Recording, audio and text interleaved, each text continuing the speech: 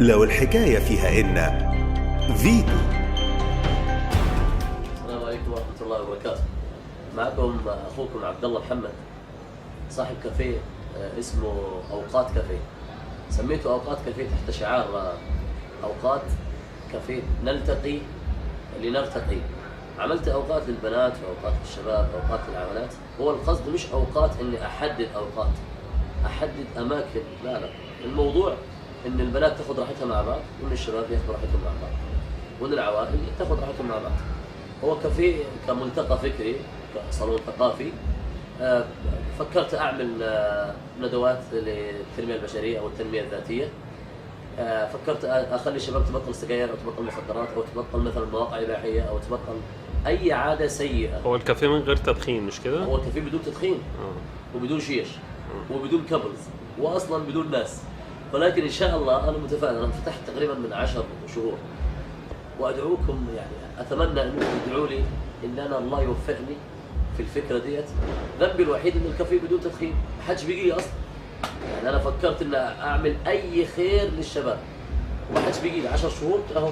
يعني أنتم شايفين المكان، والله ما حدش بيجي لي. يعني ممكن جالي 50 زبون في 10 شهور، بيتعدى على الصابع. حتى كان فكرت أعمل، طبعا أنا عندي البيزنس بورد، أكثرية الناس يقول لك كافيه بدون تدخين وبدون شيء، يخشوا ليه؟ يعني انت تفسر ان الناس ما بتجيش الكافيه عشان مفيش تدخين؟ عشان بدون تدخين. ناس قال لك ده بدون كابلز علشان كافيه اسلامي. انا مش من حقي ان انا واحد داخل مع خطيبته او حد او زوجته اقول له حضرتك القسيمه فين، مش من حقي. ولكن انا منعت حته ان البنات والشباب لو جروب مع بعض عليهم الراس جايين يذاكروا، لكن لو منظر مش عاجبني ما بدخلوش. فانا فكرت، مش عارف ليه الناس مش متقبله فكره ان انا افكر ان الفكره ليه مش متقبله فكره. عايز اجيب دكاتره مختصين مثلا عشان حل مشاكل الشباب والبنات، تحت مثلا اساتذه تربويين او اخصائيين نفسيين. فكرت اعمل كورسات في مثلا توعيه المقبلين على الزواج لتقليل نسبه الطلاق.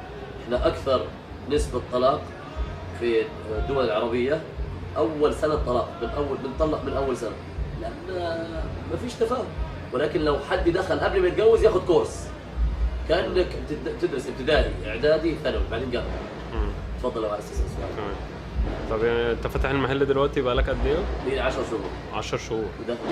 10 شهور ولحد 11 شهر دوت اللي هيجي شهر 7. وانا خلاص والله العظيم ما لقيتش حد يتبنى الفكره. اللي مجنني اماكن مستلزمات التدخين والشيش، الاماكن بتاعت الشيش والتدخين تشتغل طوال اليوم وباستمرار حتى في شهر رمضان. يعني سبحان الله ما اعرفش. الله يعني الله يجعلني من الصابرين. وربنا سبحانه وتعالى قال واصبر صبرا جميلا. انا اتمنى ان انا اكون اعمل حاجه لديني ثم بلدي مصر. كثير ناس بزعل من كلمه هو في كافيه يشتغل الشغلانه دي لا انت مش قاعد في السعوديه، انت قاعد في مصر. مصر بلد الانبياء، نهضه الانبياء، الازهر الشريف، وبلد فيها خير كبير. انا عن نفسي مش كلام، مش نفاق، احنا بنحب بلدنا. انا لما اعمل كده انا عايز الشباب تبطل السجاير، تبطل المخدرات، تبطل اي حاجه غلط. والله العظيم في المستقبل يطلع جيل نظيف. تمام. انت عايز تقول حاجه؟ فيتو.